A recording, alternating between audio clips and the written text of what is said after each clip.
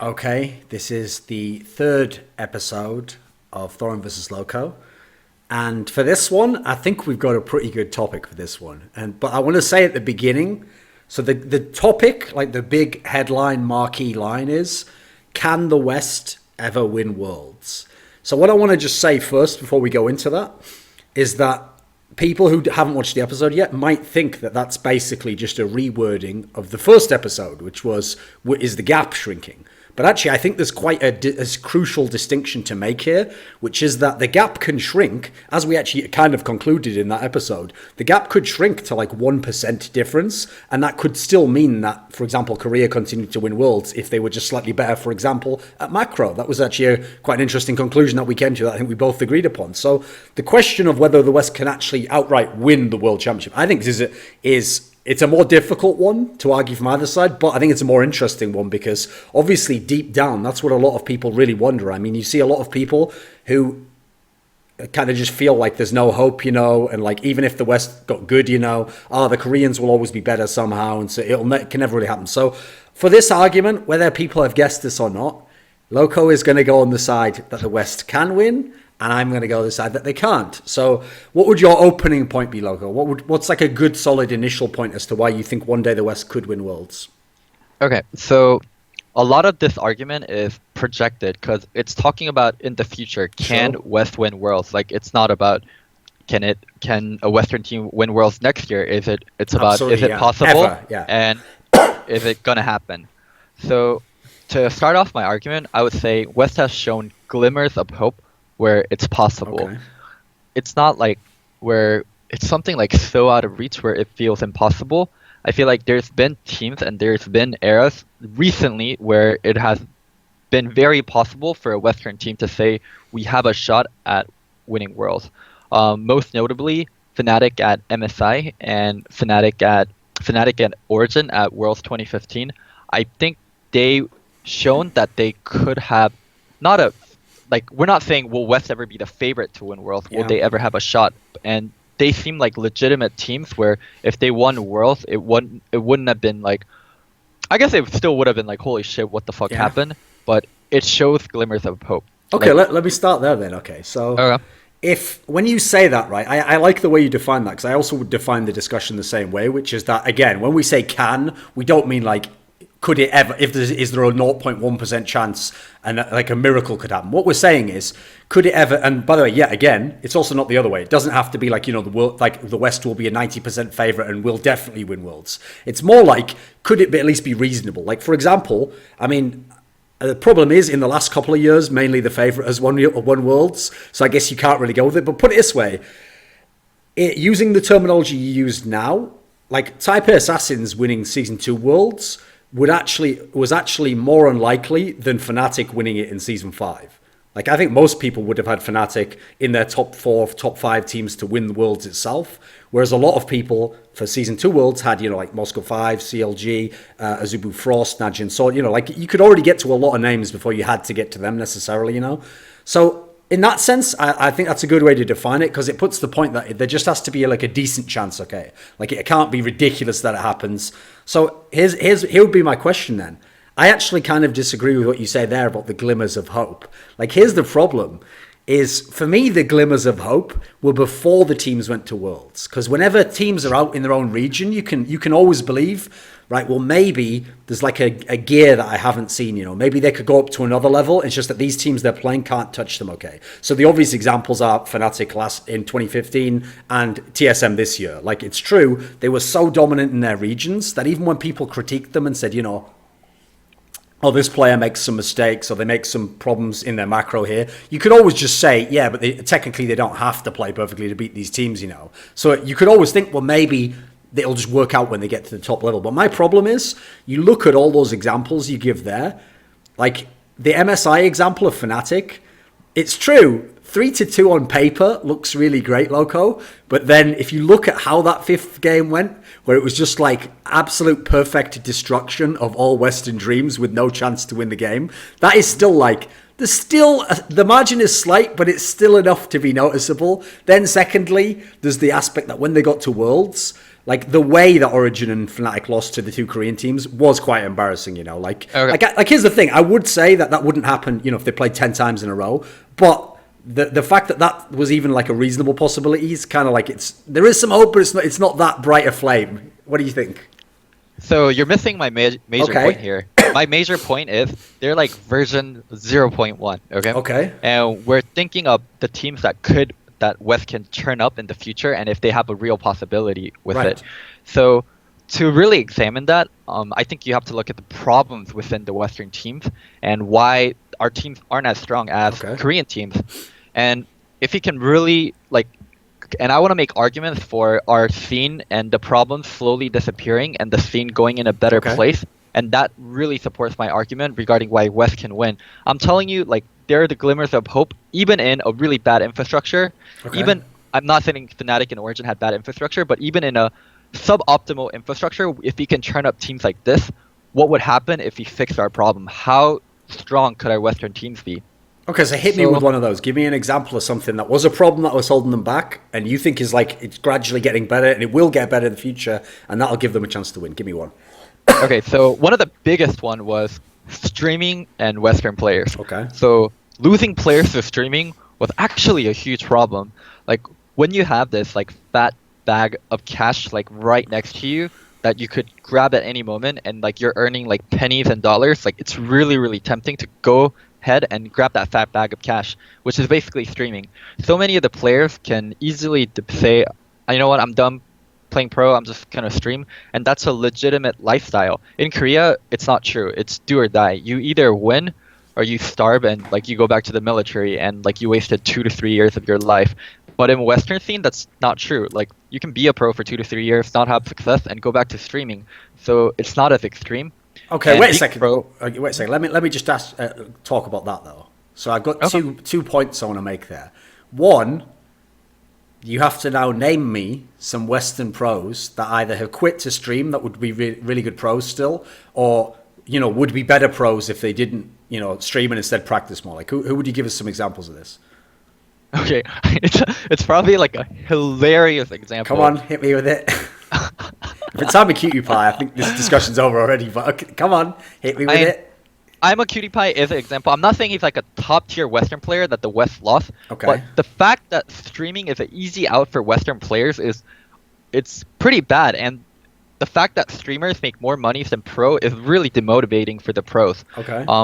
The things that are changing is streaming is not as easy as before. It's being oversaturated with former pros and entertainers, so pros can't just be oh, I'm just going to be a streamer. And slowly, the professional players at the tip top of their game are starting to earn higher and higher salaries, right?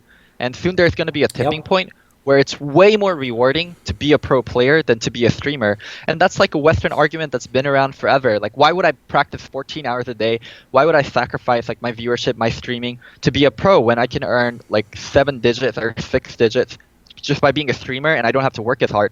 Because one, it's going to be harder and harder to do that with oversaturation of streamers and entertainers. Yeah. And two, pros are earning more and more, where it's better and more favorable if you're a high top tier player to play instead of stream. Could you here's a weird case of Rush with a Korean that's an import, right? Yeah. Rush doesn't care about playing professionally as much because he's earning so much from streaming. Yeah. Rush is a great player. Rush is an amazing player, and he's turning into an entertainer. I love his stream, but a part of me, it's really sad to see Rush not compete. He's so talented, right? He's so talented, but he's earning so much money, so I can't even feel I can't even say anything to him.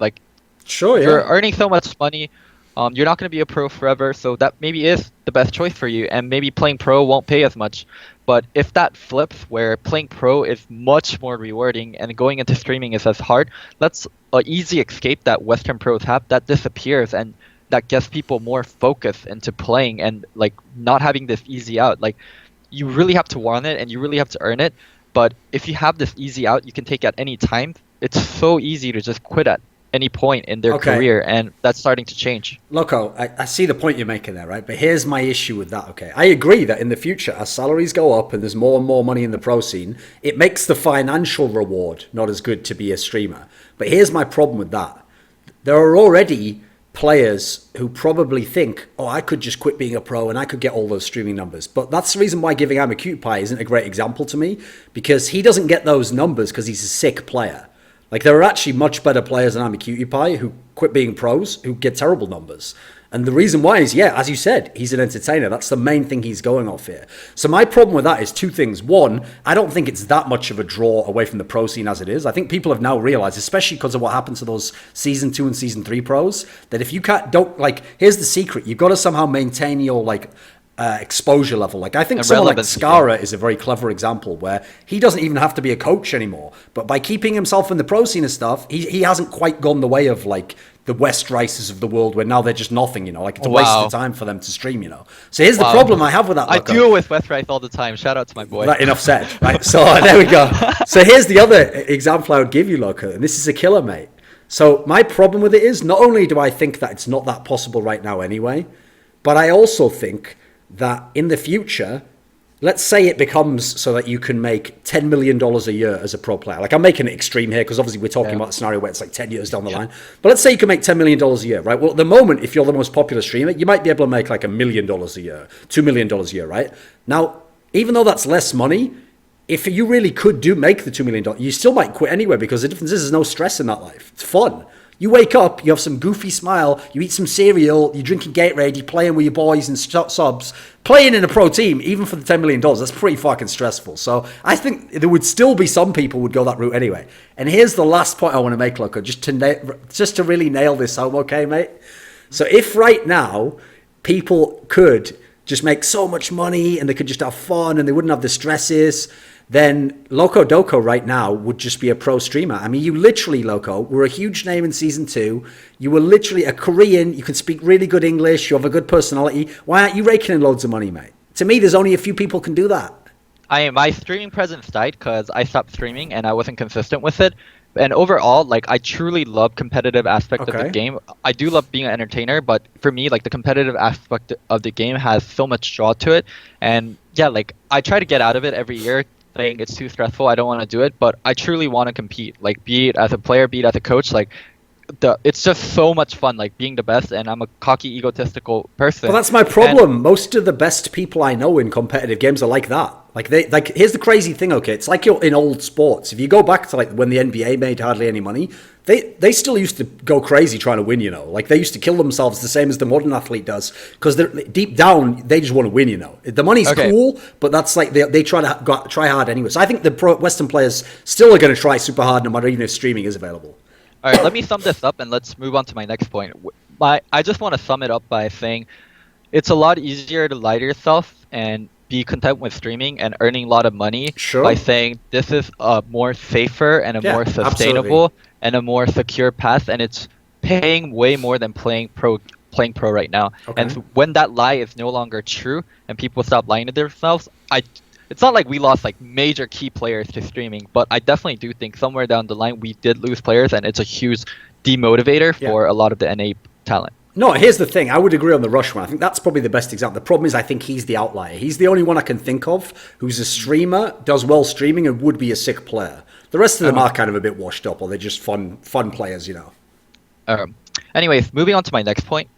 NA talent, for historically, has been overlooked and not used. There was this like period of time in season 2 to, I would say, up to even like season 4, where people were like, NA talent is dead. NA solo queue is so garbage, you can't pick up players from NA solo queue anymore. Yeah. You have to import, or you just have to use old school talent and recycle because NA solo queue is dead. And it created this really, really bad environment of a negative cycle that was self-repeating, where NA solo queue doesn't matter, so the pros don't take it seriously. So the pros don't take it seriously, so NA solo queue degenerates. So the challenger players don't really try hard, because even if you get rank 1 on NA solo queue, like, it's not valued. And because it's not valued and pros don't take it seriously, teams don't highly value the players that are rank 1 and they don't pick it up. So NA solo queue gets devalued. And it was this negative cycle that went on and on and on, where NA solo queue suddenly meant nothing. Like being Okay. number one meant nothing. Being top 10 meant nothing. Like Quas got two accounts in top 10. Sure, People are yeah. like, "Yeah, whatever, who gives a crap?" Tarzane gets number one in NA solo queue. People are like, who cares? Who gives a crap? He's not the best jungler. In Korea, it's so different. Like as a challenger player, the first thing that's on your resume, as a solo queue player, that's the first thing on your resume is your solo queue elo, and that's what the teams look at, and they're like, oh, this guy's number one. He must have legit mechanics. This guy maintained top 10 for about 3 months. Like we should pick him up. That never happens in NA. So NA, like people are like, whatever, like NA solo queue, NA ladder, it doesn't matter. NA talent, NA challenger players, it doesn't matter. That's been the mindset for a very long time, and I think in season 5 and 6 it slowly started to change. Um, there were a lot of things that Riot implemented, and in the recent months, NA solo queue had a lot of reasons to be competitive than before. Like it's a byproduct. Like I wouldn't say this is something like Riot intended, but by hosting Worlds in NA and having the World players come to NA, solo queue becomes way more serious. Solo queue becomes way more competitive, and you learn so much more by getting crushed by the best players in the world.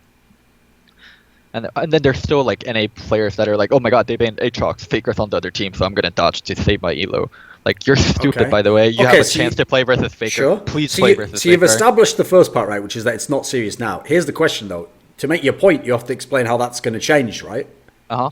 So another hilarious thing is I've never seen people try hard more and like talk about NA solo queue more than the announcement of Challenger jackets. It's actually hilarious, but Yeah. people started try harding more and taking solo queue more seriously and grinding harder and playing to win because of the Challenger jackets. And having like real physical rewards like that and seeing what kind of response it had, I think Riot has more reasons to give more rewards to the top and the people that are doing well in solo queue rather, and I think that's only going to continue. And the final one, and that was really, really good, was Scouting Grounds. By achieving top 5 in your role and not being signed to NACS, their LCS team, you get a chance to go to a Riot Combine and show what you have to a lot of the LCS teams, 4 LCS teams. And it gave players a lot of motivation to try hard in solo queue and grind up and actually like get flown out and meet coaches, meet players that are in LCS and really push their dreams and careers one step forward. And to do that, you have to grind hard in solo queue, which is a natural step in Korea. And it's being more and more so that way. Like to get picked up by NA challenger teams, it used to be word of mouth. This player's really good. Sure. How do you know he's really good? I play with him a lot. I duo with him. He's not that high on solo queue. Yeah, but who cares? It's NA solo queue. No one's that high on NA solo queue. He's really good. Trust me. And that's how you get tryouts, or that's how you would get picked up as an NA player. And it was actually like, it's really political where it's like solo queue rating is it's a purely how to say, like there's no human emotion with it. Like if Exactly. you're high on solo queue, then you're high on solo queue. It's an 'cause you unbiased grinded out metric. the game. Yeah, it's unbiased. But when it's word of mouth of like, oh, I know this guy named Duncan. He's a really, really good Sure. top laner. Like that's me like vouching for you, and that can be very biased, and in a good way and in a bad way. Well, I So- mean, an obvious example, okay, would be, for example, people like ManCloud got like 5 or 6 chances to fail where, you know, when they're doing badly, you would think to pick up a new guy, someone who's got promise, right? So NA solo queue is starting to matter more, and Okay. NA players are starting to get taken more seriously, and there's more like steps that are clearly laid out that they can reach being a random solo queue player to being an LCS player. And also NA talent started to show up. Matt, Dardock, Smoothie, Adrian, like these are new names like that people haven't heard of before that made a splash in LCS and shown like as a challenger player, NA challenger player or NA solo queue player, that you can be a decent player in LCS. And I think that's really important. Like if majority of these players fail, then it'll be like, yep, let's just go back to the old school people. But that's not what's happening. It's the old school people that are failing and these new kids that are coming up from solo queue and challenger scene that are doing extremely well. And there's one person that I really want to shout out that's shown like NA players can compete on a world stage is Stixay. So Stixay is a rookie for this year, right? And he had incredible performances at MSI. Like, I wouldn't say overall Stixay was an international top world-class player, but he's shown that NA rookies can compete on a world stage with proper coaching and proper infrastructure, which CLG has a great infrastructure and great coaching. So more and more so, NA solo queue is starting to matter, NA challenger ladder is starting to matter, and NA's talent is being taken more seriously and utilized instead of being looked over like it was in the past. Okay, let's start. I can remember the order. Okay, so here's the first problem I have with that. When you talk about like the self-fulfilling prophecy, yeah, but it's like the chicken and the egg scenario, Loco. The problem is, if you actually look at it, I don't think one day Saint Vicious woke up and said, you know what, they're all just shit on this solo queue, I don't care about it. What happened was, they already were shit on solo queue. Like, there weren't that many really good players. All the good players were the ones in the teams at the time. And then it wasn't that then people just were like, oh, well, if Saint Vicious isn't going to try, then I'm not going to try. I think people in NA solo queue have just shown they don't really care to play the game really seriously like Koreans. So I don't think any amount of jackets or proving grounds is going to change that overall. It might for some, like there might be a few who try to go pro like that. But I think in general, if people are just fucking around when they're in like high masters, they're probably not going to go balls deep trying to get that jacket every season. Let me get my phone and then I'm going to have to disagree. Give me 1 sec. Well, it's bad timing, but okay, I'm going to keep this rolling. Let's see. He's returning. All right. Keep going. I'm going to have to disagree completely. If for NA solo queue players and NA challenger players, being a pro, being like the road to pro is so dirty and it's so unclear. Like as an NA solo queue player, how do you become a pro? Like how can I show myself to rest of the world and rest of NA that I'm a great player? Getting challenger and getting number one on ladder doesn't mean anything. So I have to like prove myself to LCS players by playing well in their games, and hopefully through the word of mouth, like they'll say, "Oh, this player is really good," and pick me up.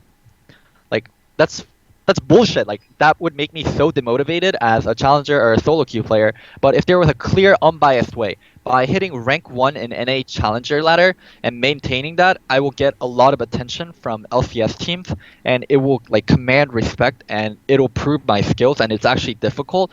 Then of course people are gonna try hard. Like that's a legitimate way of becoming pro, and that's how it works in Korea. And more so with NA solo queue being taken seriously, it's becoming that way. Solo queue ladder is starting to matter more. Like our Riot and people in the competitive scene are artificially inserting like ways for solo queue and challenger ladder to matter. Okay, here's the problem with that, Loco, is that there isn't just NA in the EU in the world, mate. There's a place called Europe. And actually, when you were talking about those glimmers of hope, I noticed there was a European teams. In fact, one of them was only European players in Origin. So here's the interesting thing. In Europe, solo queue number 1 rank status doesn't get you automatically on a team. It isn't that highly sought after. Do you know a player called White Knight? Back in Season 4, he used to get number 1 status all the time, was never a top pro player, he just subbed for a few LCS games, wasn't sought after particularly highly by top LCS teams. Yet Europe has consistently produced new talent every single season, new players who go on to become some of the best in their role in the West. So how do you explain Europe as a difference then? I mean, we can talk about Europe later, but I don't think you can like disregard my point regarding NA solo queue and the NA ladder, taking more seriously, being really good for NA in terms of developing new players and putting more players in the pool for NA teams to choose from. No, the point I'm making is that that's not going to now make NA solo queue like Korean solo queue, and therefore bridge some gap to get all this talent out of NA and make NA win worlds. Of course it's not going to happen tomorrow, but No, I don't think it will ever happen. What reason would it be that it would ever make it equivalent? So if there were more legitimate rewards, and like with more reward, like can you at least agree on the fact solo queue became more serious in the last? Certainly, yeah. My point is how serious. Like for example, here's the point: Koreans didn't need that. Europeans don't need that. So if you have to sort of motivate American players, I can't see how they're gonna come some of the best in the world then. So by having a system like this, by bringing infrastructure and by making solo queue matter, like how America gets as good as Korea is make things matter, copy things that are working in Korea and bring it to America. In Korea, solo queue matters so much. Like that is your resume. Like what your solo queue rating is your resume. People will fucking worry about your performance. Like imagine like Bjergsen was Diamond 3 in NA for like whole of spring. People would say, oh, it's NA solo queue. Bjergsen's probably screaming way too much, and he doesn't have time to play solo queue. Like, who Okay. cares if Bjergsen's Diamond 3? Like, no one will bat an eye. People will make excuses because it's NA solo queue. In Korea, like, if someone is Diamond 3, like, that's a fucking, like, what the fuck are you doing? Like, if that's Sure. your main account and that's the account you play the most on and you're stuck in Diamond 3, like, dude, you're gonna get fucking passed over. Like, you're losing your touch. And as NA solo queue matters more, we will see more NA players like coming out of the pool and NA talent being recognized. And my major point with this like whole discussion regarding the NA solo queue is we're seeing more NA solo queue talents pop up and do well at LCS and on international stage with these inclusion of NA solo queue ladder V-Wars. There's going to be more of these players, more and more so, going into next split, going into the split after that. As Scouting Ground extends to 8 teams, and there's more players involved, and the players that did well at Scouting Ground show up doing well in Challenger, then people are going to be like, oh, we should take a serious look at fucking Scouting Grounds. Like, things are going to slowly change, and we are seeing things being put on the right path for NA solo queue to be more serious, and NA solo queue talent to have a better stage to perform on. Okay, but that's the funny thing. The way that I think that the reason both of these solo queues exist like this is just look at the way the players are. The reason why Korean solo queue matters is because the players do try really hard. Therefore, you know if someone got top 5 rank, they're really good because everyone's trying like hell to beat that guy. I mean, I'll give you a story, just a very quick one. When I actually was in Korea and I played solo queue myself and I had Korean friends next to me, even if you just played at like not a high level, you know, like an okay rank, even in okay rank games, I would say like, what are they typing to me when I'm playing here? And they'd be like, oh, they're just flaming you. And I'd be like, for what? I haven't done anything wrong. And they were like, no, you did like a tiny mistake, like you didn't come and join that guy when he wanted to invade them. I'm like, yeah, but I'm doing fine in the lane. No, but that's why they're flaming you. Like they just are so hungry to win that if you make even a tiny mistake, they're mad at you. Yeah, but the argument is Korean solo queue better than NA solo queue? Of course Korean solo queue is better. My argument is NA solo queue is getting better. Okay, so I've got a secondary point on that I want to make then. So you said when Worlds came over and the Korean players come over, people tried harder in theory, or the NA solo queue was more alive. So there is a Solo problem. queue became harder. Like, Okay. it immediately became harder by influxing like the fucking top 50 players in the world. Like, So here's of the course problem. it became harder. So here's a problem, right? If these players were so good in solo queue anyway, then my big issue is this. So in NA solo queue this year, by the way, I mean 2016, you already had Huni, Rainova, Froggen, Bjergsen. You had all these international talents that came over, and you could play against, in theory, some of the better players in, I mean, saying in the world's like a bit of a stretch, but you know, like in the region, at least the best players. And this didn't make people try. If someone isn't going to try because of that and doesn't want to prove themselves in that way, then, I mean, what can you really say about that? I don't think that person's cut out to be a top pro.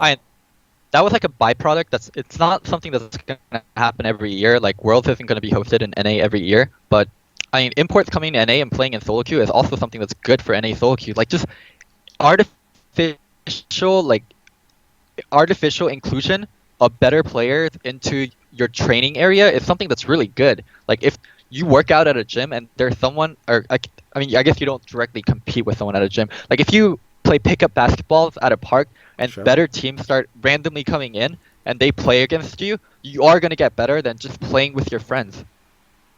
Okay, what's your next point? My next point is franchising, and I mean, from the looks of Reddit and like the shit show that's going on, who knows what's going to happen, but it seems like NA is the closest reason to franchising and more money being involved. And when there's more money, there's gonna be better infrastructure where people are gonna have more money to spend on coaches. When there's more coaching and the infrastructure is better, you develop the players better. And also with franchising, it's just gonna be taken way more seriously. Like, and being an NA LCS pro is gonna mean much more. And also, as you get more money into NA LCS, we get to import the best players. Right now, China, like, the amount of money they're offering for Korean imports is insane. Like, it's untouchable. Like, honestly, NA can't match that right now. Europe can't match that right now. Like, some of the numbers for players like Marin and Imp are just like what the fuck numbers. And as NA is able to get better imports, it'll make the teams a lot stronger. Like, if, like, say for Rox, like Rox just broke up. Like, it's public. Wherever reason, like Gorilla, Prey, Smep, goes, it's just going to immediately become stronger, and the teams they land on are immediately going to become stronger. And because China has a lot of money, they often get the best imports. If NA can match China in terms of money, they're going to get better imports, and that's just going to make the teams better. And playing with these world-class players definitely makes you better. Okay, so here's my You see how they practice, you see how they think about the game. Okay, here's my first rebuttal to that. So on the part about infrastructure improving, and that's kind of like bring results up and make the teams more competitive, again, here's where Europe is the counter. Because NA in Season 5 had better infrastructure than Europe. TSM, Cloud9, had much better infrastructure, in theory could pay coaches a lot more than Fnatic or Origin could. In fact, Origin didn't even have a coach properly. And in this scenario, they had better team house environment, they had better structure for you, they have all the better things, you have a better career there, and they performed worse at Worlds and worse at international competitions than the European teams did. So if the European teams already are way ahead of them, why would giving them even better infrastructure make them better than Koreans or as good as Koreans? See, Thorin, you're viewing this wrong. Like, if NA is worse than Europe, okay, come on then. It doesn't matter in terms of can the West win a world championship. Sure. It's West versus Korea. Absolutely, right? yeah. But at the moment, you're arguing for NA at the moment because NA's where all the money's going, of right? Course. No, the money isn't going to Europe. They're not going to be buying Chinese players anytime soon. Okay, so I will touch on Europe later. Like, it's all encompassing. Keep going. But NA getting better while we can argue about if NA or Europe is better. We can save that for another day. But NA getting better and Europe being worse or better than NA doesn't really matter so much in terms of this argument, because as NA gets better in the future, that puts us closer to West winning Worlds, right? It doesn't matter if NA is getting better or worse than Europe. Like, if they're just getting better overall, they're getting closer to winning Worlds, not further away. And yeah, that's my point. NA as a scene is fixing a lot of the problems that was long ingrained in it. Okay, so then here's the second point. You started out like you were making the argument there that would. Here's the way I would sum it up. One day, when NA has more money, maybe even than China, instead of Smeb going to EDG, he will go to TSM, and that will allow them to win Worlds. Because we can all understand, right, that if Smeb really is the best top laner, well, that's a good way to potentially win a Worlds, is if you actually had the best player at your role. One problem with that, Loco. So the best players in the world did go to China, and they never won Worlds. So, I mean, a lot of the problems... Okay, come on, hit me. A lot of the problems with Chinese teams and players going over to China, which this is actually going to help my argument, by the way, later on. You'll see why. I'm sure it is, yeah. They got worse in China. Yeah, exactly. They straight up got worse, and they were really demotivated because the infrastructure is not that great. And also, how they're being handled and how they're being coached, like, doesn't make them that motivated. Like, look at what's happening to Imp. Look at what's happening to Marin. But on the other hand, with players going over to NA and EU, arguably, I feel like some of the players got better by playing in NA and EU than playing in China.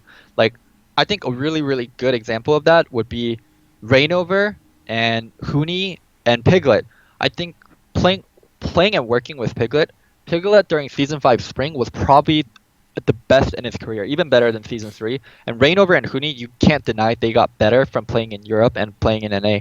Like, NA and Europe has the infrastructure and has the motivation, and players are motivated to play well here. Like, we're seeing players play better by coming to this region instead of playing worse by going to China. I think you can name maybe one or two players that got better from playing in China. Like, and these are no names. Like, players like Doinby got better from playing in China. Like, but who the fuck cares about Doinby being better in China? Players like Piglet, Huni, and Reignover being better in NA and EU is much more supportive of NA and EU being a better environment for them and being better at using imports than China will. So are you ready? Because here's how China doesn't help you. So in Season 2 and Season 3, NA teams like TSM had much more money than the Korean teams. Yet the Korean teams with less money set up really good infrastructures, which are not that dissimilar to what exists today and are part of what helped make Korean teams amazing.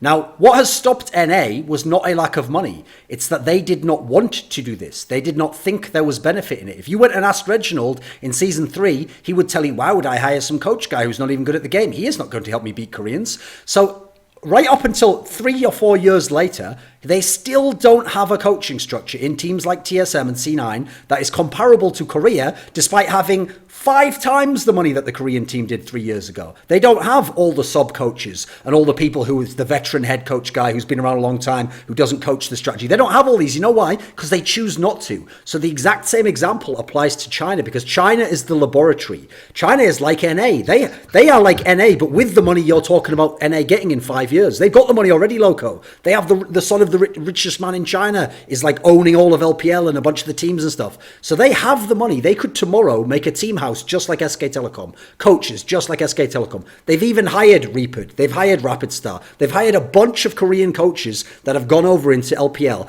But you know the reason why they don't make it just like Korea? They don't want to. They still don't see the benefit in it. And as a result, they don't win worlds from China. So why would this happen in the West where they will get to this level? It'll just happen in that way. Like your logic at the moment, Loco, like goes like this. And this is where I don't agree with it. I agree that it is improving. But your problem is, your logic is like, since it improves, it will always keep improving. And therefore, eventually, it will meet Korea. I don't see, that's the part I don't get. Why will it always keep improving? I mean, because these are like very, very deep-rooted problems. Like, why did Andy change his mind regarding coaches? Because he saw like it was working in Korea and having coaches was beneficial, so he hired a coach. Yeah, and he just had you for 2 years and didn't get a proper staff. I think Parth and Weldon are proper staff, but that's an argument for another time. But Andy changed his mind because he saw this is the next step regarding moving forward. NA owners want to win. They don't want to lose. They don't want to lose to Koreans. Like, trust me, like NA owners want to win versus Koreans really, really badly. So, I mean, and that's what's making it change with every year, like by getting shit on again and again and again. It's not like they go back and say, nice try, guys. Next, like, even though like Monty shits on them, even though a lot of the community shits on them, even though you shit on them sometimes for being like fucking give up, like you're never gonna beat the Koreans. I've definitely never said that. Never said that. But okay, I get the gist. Keep going. The gist is they get shit on every time, being told like NA is a fucking joke. Like stay the fuck in NA. Like you're never gonna beat the Koreans.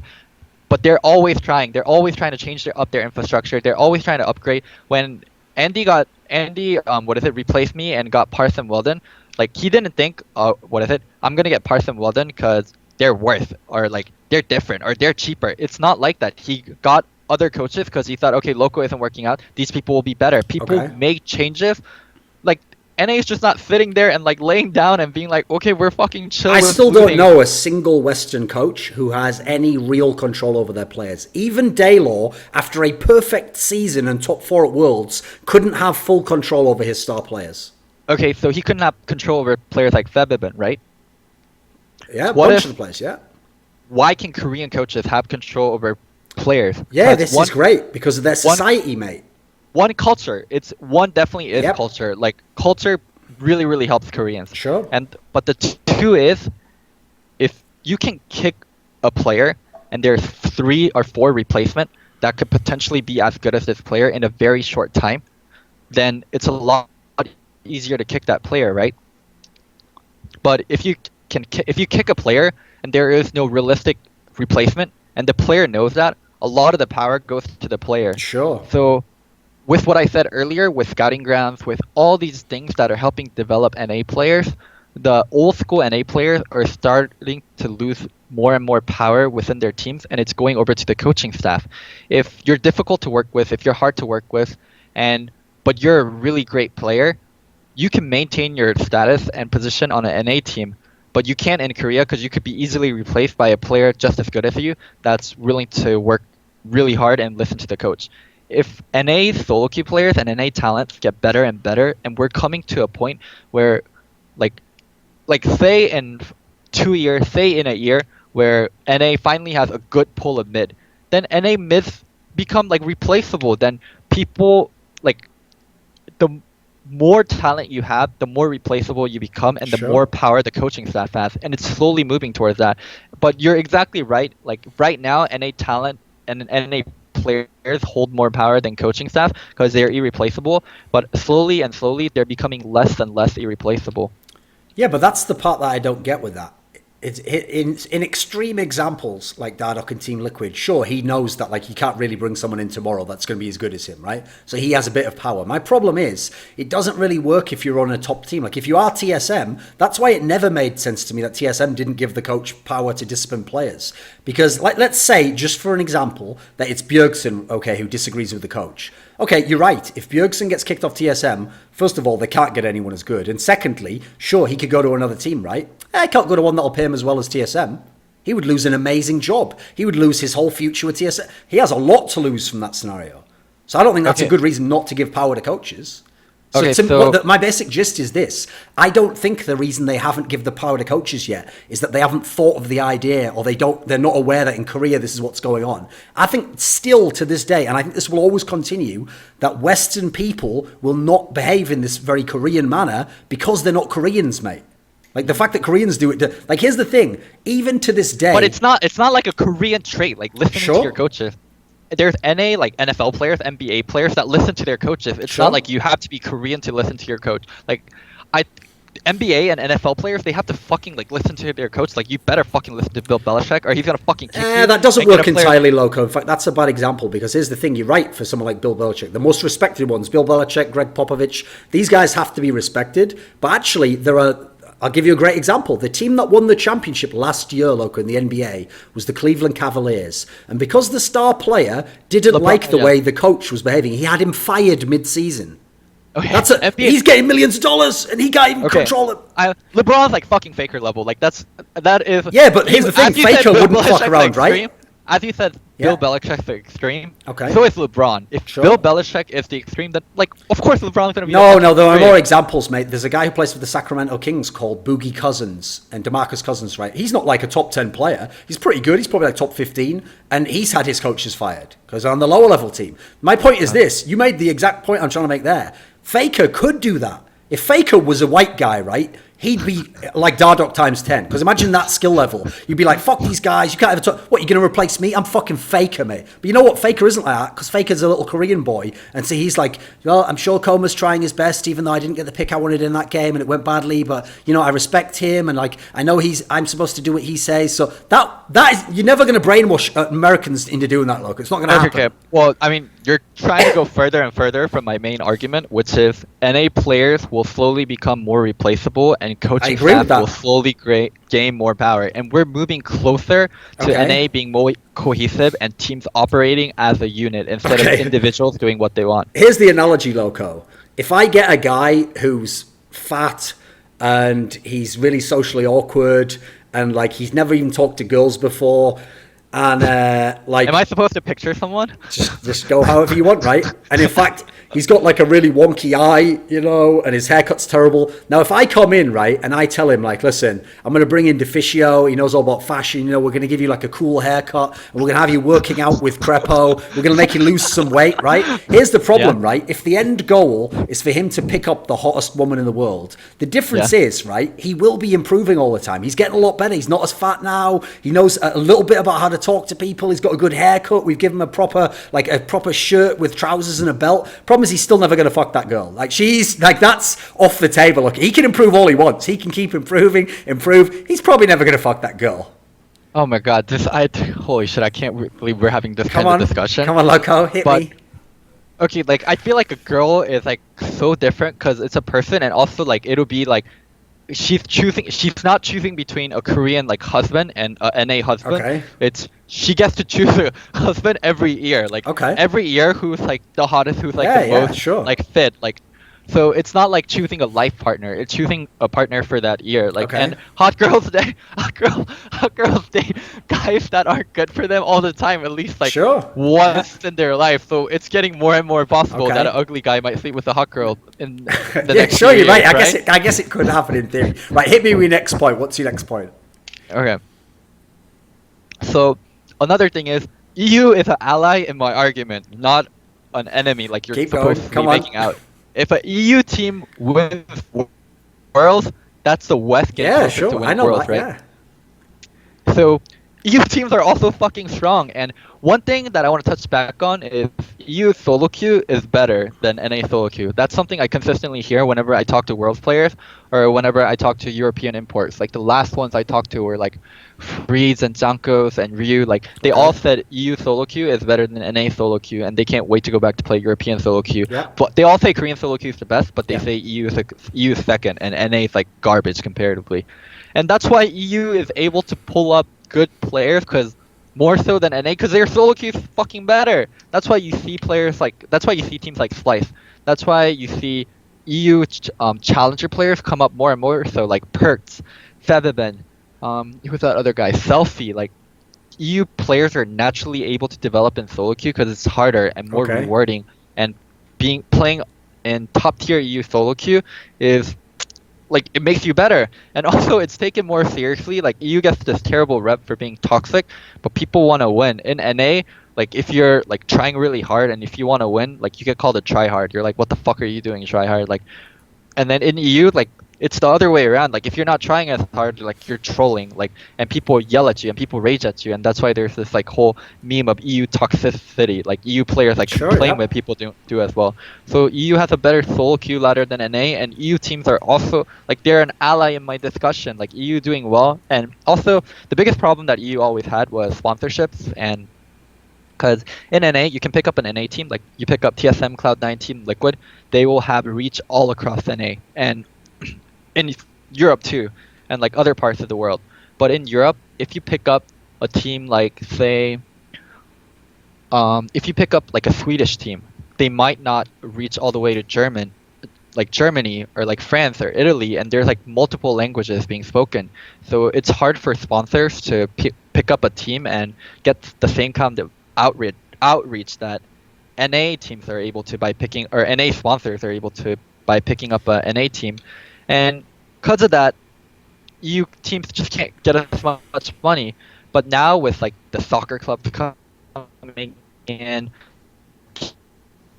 and PSG and teams like Misfits, I heard, has like a huge budget and they're paying players a lot. That's really good for the EU scene. They're now able to get top imports, and they're gonna start losing less players to NA because they can't pay as much. Okay. So EU is also gonna get stronger, and yeah, like they're gonna be a strong ally in my argument versus like West getting closer to winning Worlds. Yeah, but getting closer though isn't enough, Loco. They have to win, remember? Yeah, they have to. But can they? Probably not next year, but they're getting closer and closer and closer, and it seems like more and more so one day they will, because EU is fixing its core problem, which was money. And NA is fixing its core problem, which was culture towards solo queue and NA challenger players being looked as a joke. Like all these core problems in each region is getting fixed more and more so, because investors and team owners want to win. They don't want to lose. Like every time they lose to Koreans at Worlds, every time EU or NA gets treated as a joke versus international regions, they're not happy. Like they don't go to sleep thinking, oh well, but I'm earning tons of money. They're thinking, I want to fucking win. Like team owners are also competitive people too. Like owning a team isn't easy. Or like if they were fine with like losing and just earning money, they would do other kind of business instead of owning a team. Owning a team isn't the most profitable thing in the world. People own teams because they're competitive people. So here's a problem I have with, like, I've kind of gone to the topic that, like, the gist is you keep saying, like, it's getting better, so in the future, eventually it'll get there. So a key issue I have to ask you about then, because we have to know this if you're going to keep referencing that, is how long will it take? Because that's also a contention I would have, Loco. One of the reasons I don't think the West will win Worlds is I don't think there's 50 years of League of Legends for it to happen. And you think League is limited, and you think even though it's getting better and better every year, like one day, like League is not going to exist. I think one day it'll just start to die out a bit, and then I don't know, maybe one day it will die completely. It's hard to know, because I will admit we're in a new world for games, so I don't know how long it can last. Like, I'm not just saying just because like games like Brood War only had 10 years that it has to die. No, that's not necessarily the case, but I do think that like it would be something new if this game just didn't die and it went 20 or 30 years, you know. So I can't say that will happen right now. So what is your thought? Like, are you giving me a reasonable time frame for when they'll win? Will they win in like 5 years, in 10 years? Is this like the Ember thing where the Ember owner says something like, "Oh, an NA team will get the world trophy in 2 years," and then he gets made fun of for the rest of his life? So what is your line? Come on, what do you think? How long is it going to take for an NAU team to win Worlds? I can puss out and say something like, oh, it's gonna take 10 years, and then like maybe like either League of Legends won't exist by then, or like no one's gonna fucking come back to me in 10 years and be like, do you remember that one time 10 years ago you said a NA or EU team would win? Would be like a reasonable time frame that both of us can like agree and like be happy on. I don't know, like the scene is changing exponentially every year. Like it's not a slow, gradual like change. Like franchising, like that's completely new. Like imports, that was something completely new. Like NBA and NFL teams coming in, that's completely new. Like this new streaming deal that Riot has, that's completely new. Like things are changing so quickly, so it's hard for me to predict. I like gut feeling says. So 2017 Worlds, that's one, and then 2018 Worlds. So okay, let's say 2019. By 2019 Worlds, Jesus. Okay, come on. By 2019 Worlds, NA or EU team will win Worlds. That's my like far-fetched theory due to NA and EU constantly fixing its problems. Right, because here's the problem I have, is that actually the NA and EU teams, to me, are still miles away from winning Worlds, like I alluded to with the Glimmer comment there. Because when you actually did get, like, here's the example I would give you, okay? It actually did not matter that Origin and Fnatic lost to KOO and SK Telecom, right? Because let's imagine this world, Loco, right? The most obvious one that had a chance was Fnatic against KOO. If you remember, a lot of people before the series were like, you know, this could be close, maybe it'll be like 3-2. And the reason why they said it would be close is because, for example, yes, we know Smeb is better than Huni, but maybe Febiven will style on Kuro or something. That's what people were using as their logic, right? And obviously both teams had good macro, right? So they thought, right, there's a chance. But here's my big problem. It was not super likely that they'd beat KOO, but even if they had beat KOO, they still would have lost to SK Telecom. Would not have mattered. Sure, they'd have come second, that would be sick, but it wouldn't have mattered. They would have lost. So this is my other problem, right? I actually think that it could happen in your 2 years that a Western team beats a Korean team in a best of 5. Here's my problem. 3 Korean teams go to Worlds every year. So winning Worlds probably means beating 2 Korean teams. It's probably going to be pretty fucking hard.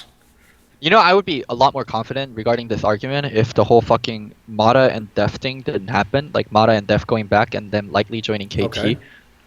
I mean, KOO disbanding helps my argument, but it seems like there's just some teams, like I feel like there's generational genius players in League of Legends. Sure. And like West has like maybe one in like Bjergsen, and like Korea has like so many. Like I would say like Faker is a generational player, Bang is a generational player, Marin is a generational player. Wait a minute. So Bjergsen gets to be a generational player, but fucking Bang is as well. Mate, Mithy is better in the West than Bang has ever been in Korea. Fuck off. Are you well? Okay, this you know, Mithy's been a top support for like 4 years or something, and constantly gets back to a world-class level. Okay. So I mean, I actually left out Mithy. Mithy's actually really fucking good. So like, I'll give Mithy as like a generational player. It seems like Korea has like so many of these. Sure, they have a lot. I agree. Yeah. They have so many of these generational players, and they're being bunched up in like a single team. Like a team like Faker, Bang, Marin, like if they ever get back together again, Sure. like I feel like it's gonna be like fucking untouchable. Like NA probably like we're probably like missing one player. NA maybe has like 3 generational players that are like really really fucking good, and they're like Loco, isn't this the problem? We already had this team. It was called TSM, this split. They had Doublelift and Bergson both going ham on the same team with a bunch of really good role players, like Svenskeren, one of the best Western junglers we've had. Hauntzer obviously had a very good year, improved. I mean, I'll admit Biofrost isn't particularly like a god or anything, but they had a pretty solid team in this sense, right? I wouldn't put Doublelift on the same tier as Bjergsen personally. But going back to my original point, like these Korean teams, like SKT and like the new KT potentially with Mata, Deft, and Score. Mata, Deft, and Score on a single team is fucking disgusting. Like, it's not needed though, Loco. Loco, Samsung made the final of Worlds with no generational players. Yeah, they have like one player. I mean, okay, maybe Crown. Yeah, maybe he'll become one. Okay, but put it this way, I doubt Cuvée will be thought of as like top 5, top of all time when he retires. As much as people are hyping Ambition now, when he retires, he'll just be remembered as like, yeah, good role swap, but not like a god at the position. You know, like there's it's not like Samsung needed that, and they themselves almost beat SK Telecom, almost won Worlds, right? Yeah, I mean, as I was thinking through like all the positive and the good things that are happening for NA and EU, like these generational players and NA and Europe being able to find these generational players quicker and develop them is like the last missing key that has to happen. And let's see what happens. Like, you can't predict how these players will pop up. Maybe the new solo queue in NA, maybe the constantly improving solo queue will allow these generational players to pop up more often and quicker. And yeah, like that's what really needs to happen. Like, because to win worlds, like you need like 2 to 3 generational players on a single team, and like Europe has one in Midi, and like NA has like but here's one the in problem. Brooklyn. Like, my big problem with that debate is I would agree. That's how I would make a team to try and win worlds. Right? I would put these like genius players together, and then I'd hope we hold it together, and the coach roughly knows what he's doing. But that's obviously the best way, like, to sort of cheat and have a chance now, not just develop someone who's amazing. My big problem with that is it comes back to the culture difference again, because no one has to brainwash the Korean player into not being an asshole when he's as good as Faker. The problem is, right, the reason why we haven't had the generational players on one team is because half of them, because they're Westerners and they're white kids, they're all assholes. Like, you guess what, mate? If Forgiven was born mute and he could only communicate with pings, this guy would already have been on a team that could win worlds, But there's a reason why you don't put Forgiven with Bjergsen, and you don't put Forgiven with Bjergsen. And then in the past, I mean, here's a great example. So in the past, Svenskeren was kept out of teams because of his incidents where people thought he was a racist, etc. That held him back a little while, Yeah. So unfortunately, it's like, I agree, if you could get all these people together and make them act like normal kids, they would be okay. But half of these people need like a fucking psychologist and like a couch somewhere. Like, what happened in your childhood that makes you so fucked up in video games? Like, that's the hardest thing in the world to solve, Loco. I don't know how to fucking solve Dardok's problems. Oh, wait a second. Did he die? Did the call die? Oh, yeah, I don't mind. Wait. Oh, you're back now. You're back, right. Yeah, okay. Okay, what was the response? I mean, this is where I fold my argument, because I'm waiting for a miracle, almost a miracle to happen, for a generational player to pop up. Miracle waiting to happen. Like, you're